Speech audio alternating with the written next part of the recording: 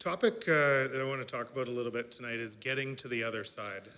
We started the business in 1999, so I know a lot about this topic. And one thing I just want to start with, the inside never looks like the outside, ever. So my life inside, what it looks like in the company, very rarely matches the outside expectations. What I want to take you through to be able to ideally help in put this together is what a little bit of what it looks like on the inside. This is what it starts with. Have a dream so big that to achieve that dream, you become that. You have to become a different person to achieve that dream. That's what it really looks like. And if I was to stand here in '99, everything that I know, I was a totally different person. Same values, same everything else, but a totally different person. And honestly, if you had given that person any odds of success that we have achieved, it'd be infinitesimally small. It's the journey that actually gives you the tools to be able to create the success. And it's a really important distinction of what we all have as a power every single day if we choose to use it.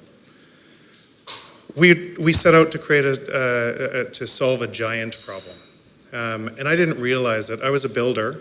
I was a builder who delivered homes to people and couldn't make that work. In fact, one family I had to put up in a hotel, furniture and storage, because of the supply chain that served me, and I'd loaded that onto consumers, and I was so frustrated that I just wanted to solve it. And like an idiot, I said, okay, there has to be a better way to solve that problem, knowing nothing else, but that problem needed to be solved. By the way, big problems, giant industry problems, they're really exciting. The market opportunity is big, but there's also lots of competitors that are doing other things, and you could easily be wrong, and all of that, how do you solve that problem differently, right from the start, to simplify that for end buyers. Really, that was about it. To try to provide impact to service other people well was the fundamental core premise of the entire business. Because most people in building supplies, if you were dealing with building supplies or a renovation, you couldn't stand it. It felt like you were getting your pocket picked the whole time. The information was asymmetric. You had to go to other people to trust other people, and largely you were disappointed. That's the problem we were trying to solve. I'm going to show you what it looks like. That's what it looks like. This over here is the day we decided to start to solve it. This is when we realized how hard it was to solve. And so as today they call it pivoting. What we do at that point, it was as we tried to figure out how to solve that problem. Once we solved it, it just grew like crazy. Once we thought we solved it, and that required inventing an entire new logistics system for heavyweight goods because there was no FedEx to be able to build onto. Business exploded to $55 million from zero in about 4 years. And we were paid in advance for all our products. So we were paid 3 months in advance for all our products. We didn't even see the housing market collapse crisis that was about to kill us. And when people couldn't pay in advance for 3 months in advance for products, the business collapsed and it went to $18 million. And we reinvented it. My wife and I sold our house on the way through that. And the business grew in 4 years to $120 million in revenue. And again, all of the people in that time would have said, it's working really well.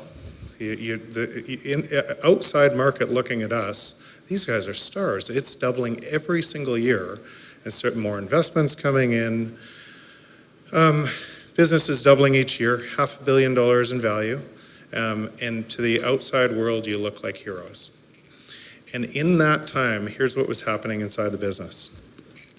For 4 years in a row, we went from about 6,000 products on the platform, or 5,800 products on the platform, to 6,000 products on the platform, at a cost of about 120 people trying to get more products on the platform. So it didn't work. It couldn't scale. Worse than that is there was so much positive demand from customers that you were spinning, and so customers were telling friends to buy, customers were telling friends to buy, and 60% of the time if you came to our site, it was out of stock. The product was out of stock. So instead of, if you looked at the numbers, if you looked at the data underneath the numbers, we shouldn't have been proud of that, the doubling each year.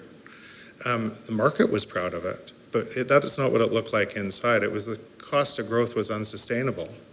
And we could have probably doubled again, and we could have probably doubled again, but one of the days that growth was going to catch up to us. So I did what is probably insane again. I went to my board, and I said, we got to blow it up. Completely blow it up. Blow up a $500 million company, by the way, at that step.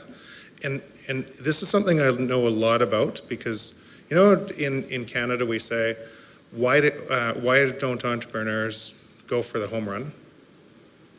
Here's why. Because standing at the precipice, you don't have the team to get there.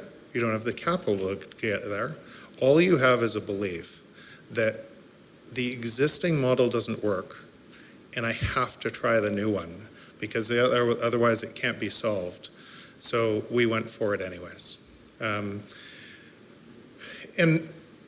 I think in that, there's a lesson in that, and one of the lessons is face the real truth. We all see, we can actually see, I call it the sign on someone else's forehead.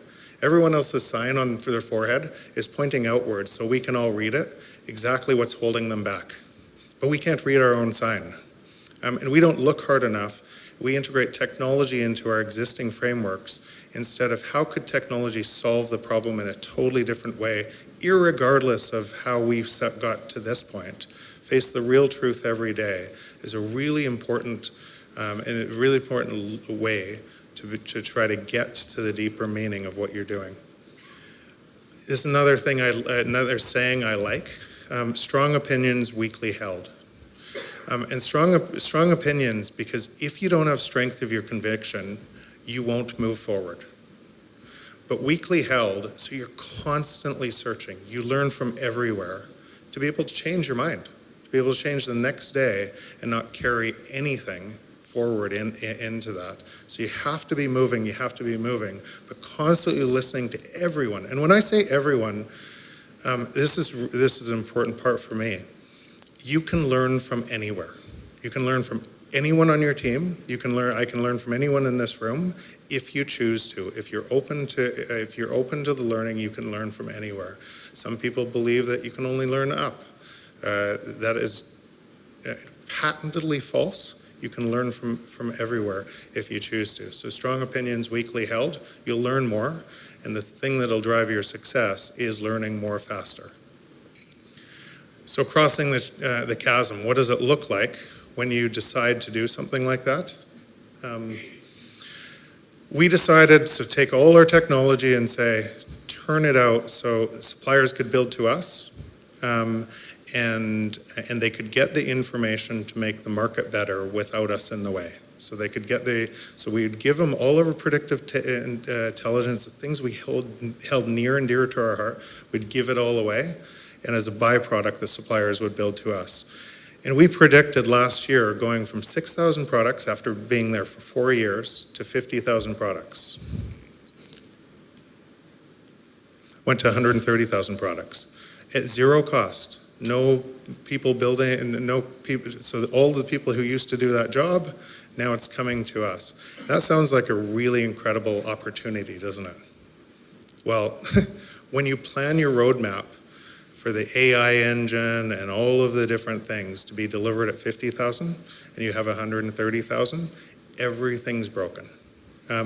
So the products were building the site so fast that some of those products, we didn't have the tools for the suppliers to fix the products for the buyers. And what was worse, some of those bad products were sitting on top of some of the previously best ones and making the buyer experience terrible at the same time. So at the same time you're expecting growth, you get flat or you need more technology development to get through it. And this is probably a metaphor for what that looks like, how ugly that is. everything feels like it's crumbling around you. It's people that believed in you, and you have no choice. You're halfway through, and unless you get all the way through the other side, it just looks like a ticking time bomb. The business so you have a very real chance of being $500 million and then zero. Let that resonate and everything else. You have a very real chance. And for those in the room, when you look at other companies, what it looks like inside a company is the world's moving incredibly fast today. And if you're not iterating this fast, then you're probably going to be roadkill. So it's all that learning how fast. But once you're in the middle of it, you have to get to the other side. And what ends up happening is some of the same people, and I'm talking team, capital partners, and everything else, that invested you for a different business and believed in you because the growth was crazy, and they would say yes to anything. When growth is really good, everyone's on your side. When it turns the other way, it gets really hard. It gets really, really hard. And it's about the darkest place you can get. It feels, and I say dark. When you feel like that alone, it's really dark. What I realized through this whole thing, probably more important than any of the business lessons and everything else, is when you have a team that bands together on something like this, you become unstoppable. You become absolutely unstoppable. So the same thing that's got crushing feeling, can we make it through? A really strong team pulls together and says, we're going to do it no matter what. And coming out the other side, the sun rises again. And so today what's happening is the business looks a lot more like Google than it does an e-commerce company. And as a result, we share information to suppliers exactly what's wrong with their products from the customer demand. And the customer and the suppliers fix those problems. So the work actually is less and less done by us, more and more done by the suppliers, and the output for all our customers is getting better and better and better through that function. What I'd like to leave you on is probably the greatest lesson in the whole thing, and it's been a learning through the whole thing.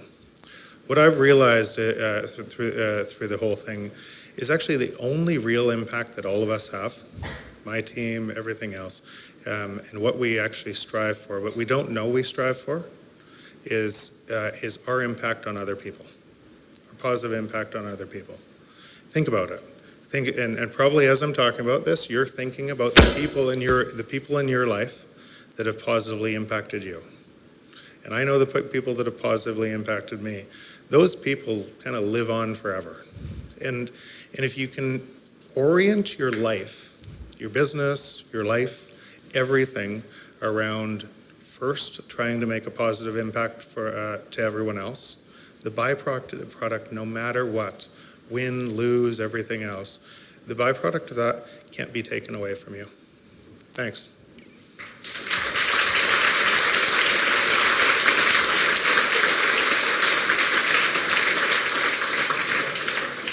Thank you so much, Jeff. Any questions from over here? Oh, great. One second.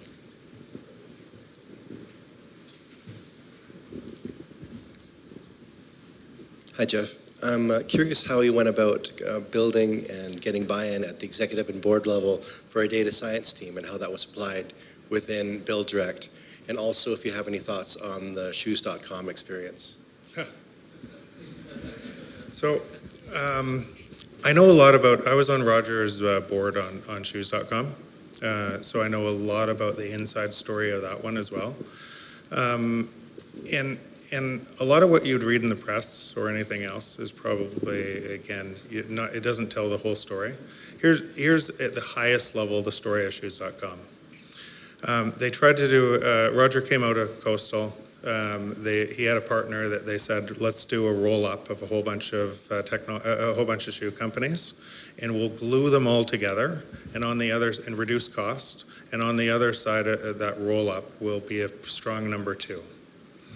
If you take capital away from a company halfway through a roll-up, doesn't have a strong team, It's integrating technology platforms that don't exist and work well together.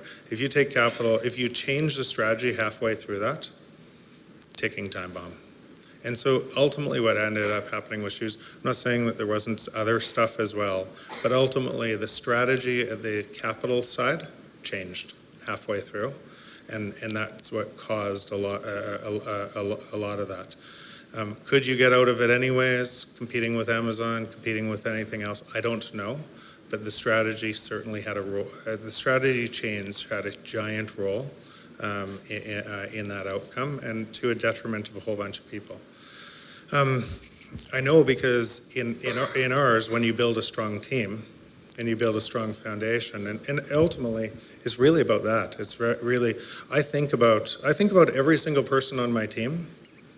Their time is the most valuable thing, and how are they serve their time well. And a lot of times you're changing team and going to the next. Most times on those team that even doesn't make the next ride, I actually help achieve their next ride, because you learn patterns and they can be really valuable in other companies. And so the other question was about machine learning, or?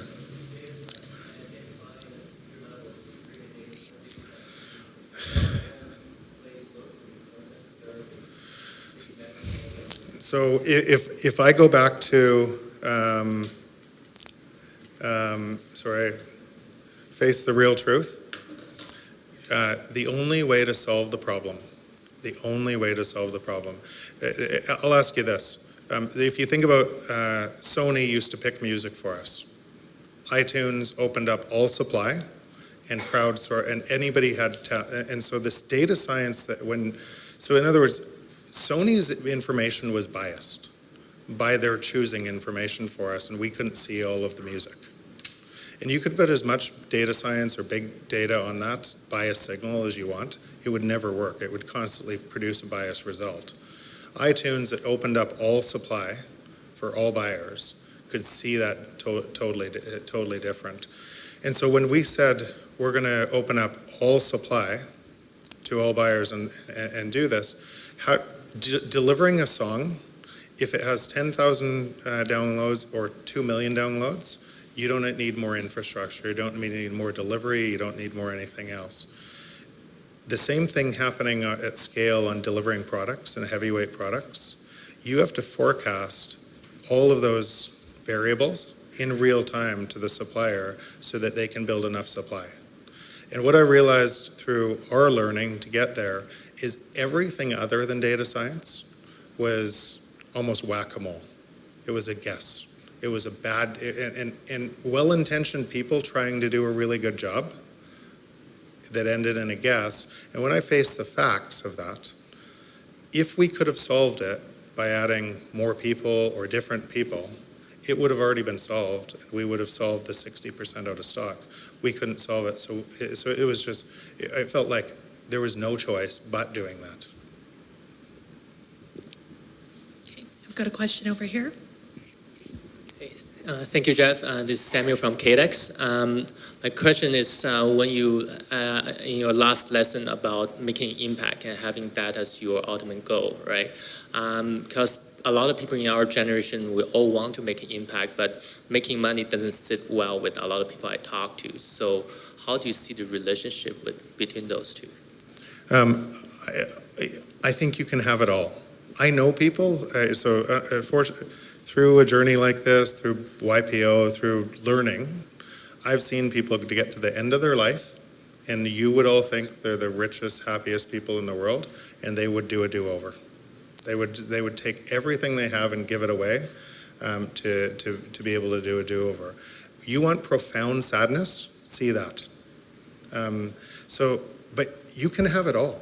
It's just a choice to having it all. And then when you realize is, I'll get a little bit more as if we're not deep enough already. When you say I have to do something, you take control away from you. Every single thing you do is a choice, especially here in this world where in Vancouver. If you have coins in your pocket living on the street, you are richer than 80% of the world's population. And then us in this room, we complain that we have to do things or we don't. It's a choice to do it. And when you realize it's a choice, all of the have to falls away, and you decide to do the things you want to do. Thanks.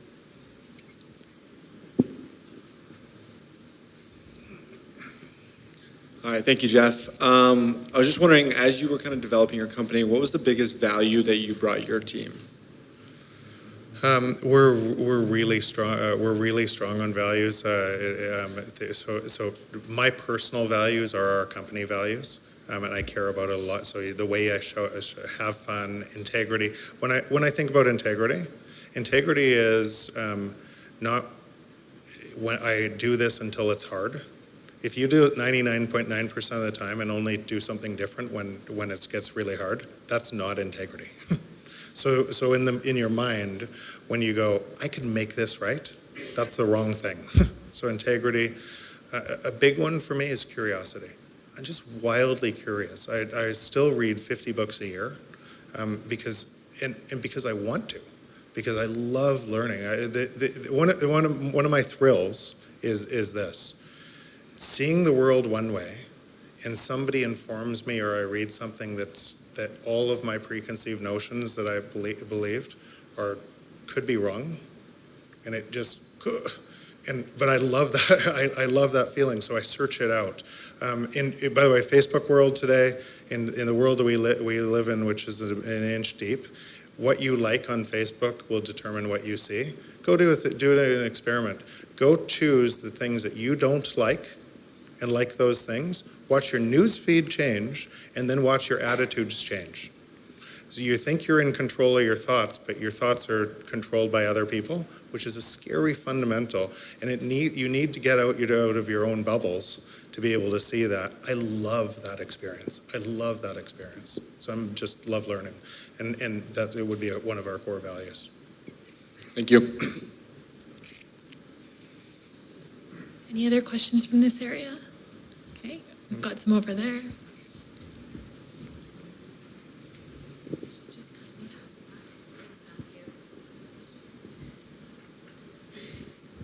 Hey Jeff, thanks for all the valuable experience you have.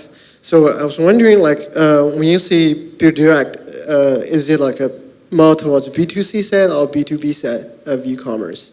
And I don't try to categorize it like that. Other people do. I guess to the suppliers it looks like B2B. To the customers it looks like B2C.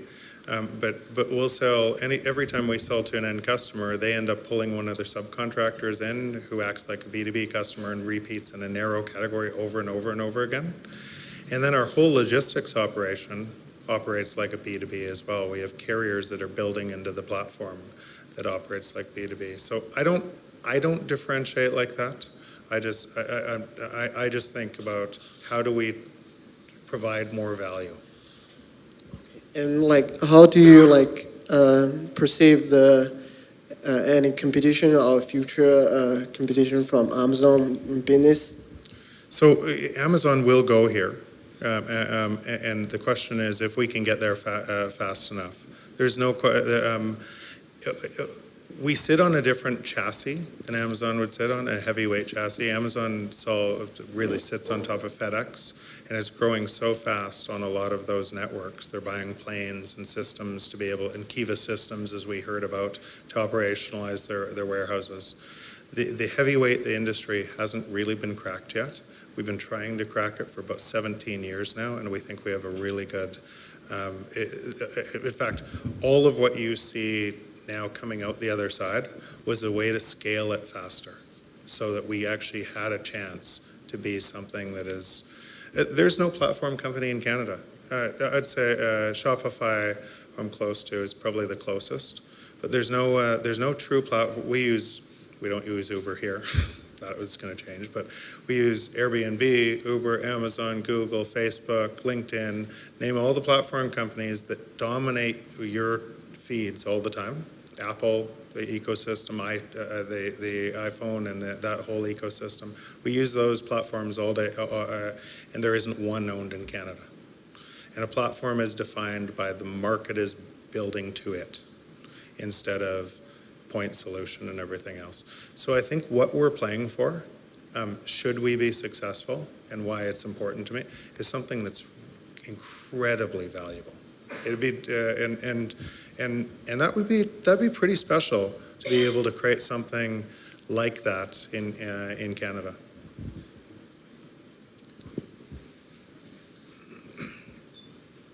So at the start you said like 18 years ago your product vision was a lot different than it is now. Knowing that now, like how do you see the next 18 years going? Or like another way to say that would be, do you find it useful to set like a 10-year product goal? Or are you like, even though you know your mind's going to change on lots of things? The world's moving too fast. So so yes, you still plan out kind of what's next, but you're constantly looking for feedback information to adjust that path. So if you tried to lock in a path that far out, you'd be wrong. You'd spend too much time doing that work. What about in the short term, like even?